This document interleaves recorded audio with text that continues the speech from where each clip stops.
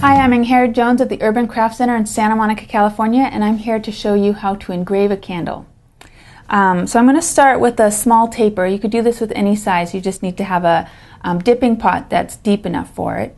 So I'm going to start with a small one. So this is a small beeswax taper, and I'm going to coat it with a layer of colored wax. And I'm going to start by just holding it by the wick and dipping it into my wax. I'm going to let it drip, and I want it to cool enough to be solid between each dip. And I want 3 or 4 layers on there so I get a nice coating of color. Now if you want to get super wild with your colors, you could do a purple and then another color on top of that, maybe a pink or a red, that sort of thing. So as you carve into it, you're going to expose the layers you've done before. And so after it's cooled enough, you don't want it to be completely hard. You want it to be a little soft so that you get a nice smooth edge when you cut into it. So when it's cool enough to touch and not pull the wax off, you're going to take it into your hand, and I'm just going to use an X-Acto knife.